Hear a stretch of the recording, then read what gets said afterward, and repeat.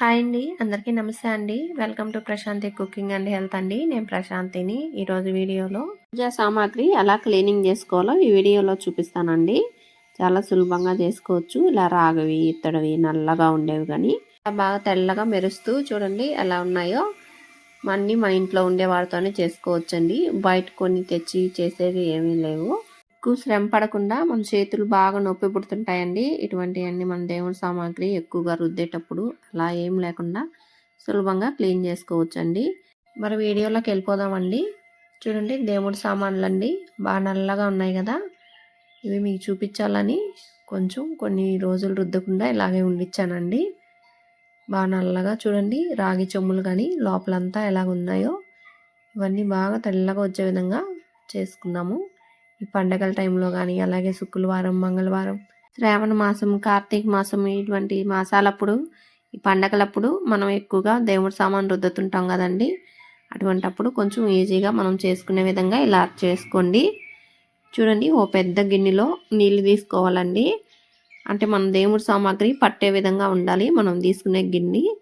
ఈ గిన్నెలో నీళ్ళు పోసుకొని ఇప్పుడు ఒక గంట సేపు నానబెట్టుకున్న చింతపండు అండి, ఒక పెద్ద నిమ్మకాయ అంత సైజులో చింతపండు నానబెట్టి వేసాను.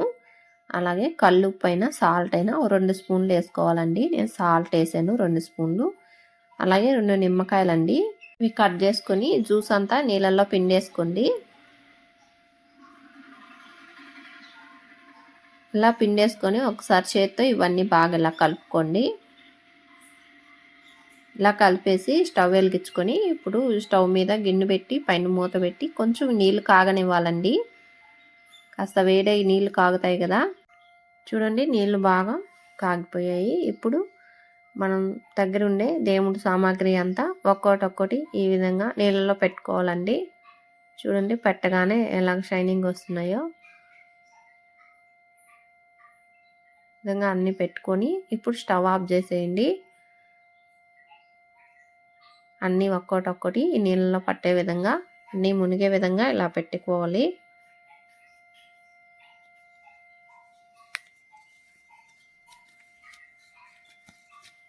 చూడండి, అన్నీ ఒక్కోటి ఈ విధంగా పెట్టేసుకొని ఇవన్నీ బాగా కాలుతున్నాయి కాబట్టి నీళ్ళు ఏదైనా పట్టుకర సహాయంతో ఇవన్నీ కొంచెం అటు ఇటు కొంచెం తిప్పుకుంటూ సెట్ చేసుకోండి. నీళ్ళల్లో ఉండే విధంగా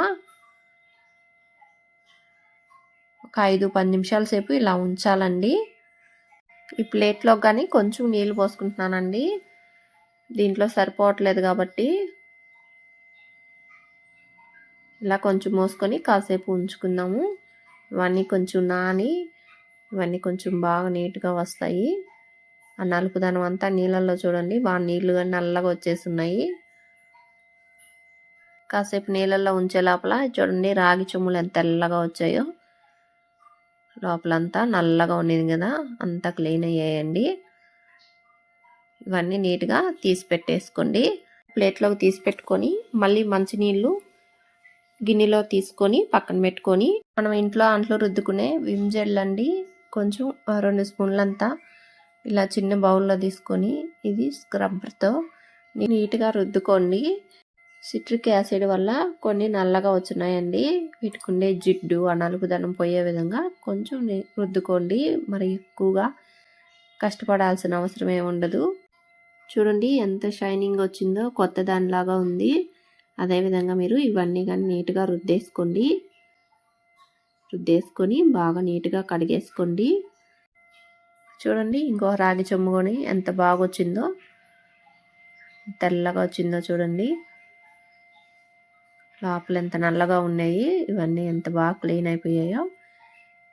వస్తువులన్నీ కానీ ఇదే విధంగా రుద్దేసుకొని శుభ్రంగా కడిగేసుకోండి. ఇత్తడి వస్తువులు చూడండి, ఇవి కూడా ఎంత తెల్లగా వచ్చాయో. కుందిళ్ళు కానీ చూడండి బాగా వచ్చాయండి. ఇత్తడి ప్లేట్ చూడండి ఎంత షైనింగ్ వచ్చిందో, కొత్త దానిలాగా ఉంది. ఇవన్నీ నీట్గా కడిగేసుకొని ప్లేట్లో పెట్టేసుకుంటున్నాను. ఇలా పెట్టుకొని ఇప్పుడు ఒక కాటన్ క్లాత్ తీసుకోండి. కొత్త క్లాత్ ఉంటే తీసుకోండి, లేదంటే శుభ్రంగా ఉండే క్లాత్ తీసుకోండి. ఇప్పుడు ఈ తడి ఏం లేకుండా ఇవి నీట్గా తుడిచేసుకోవాలండి. అన్నీ తుడుచుకొని కొంచెం ఆరబెట్టుకోండి.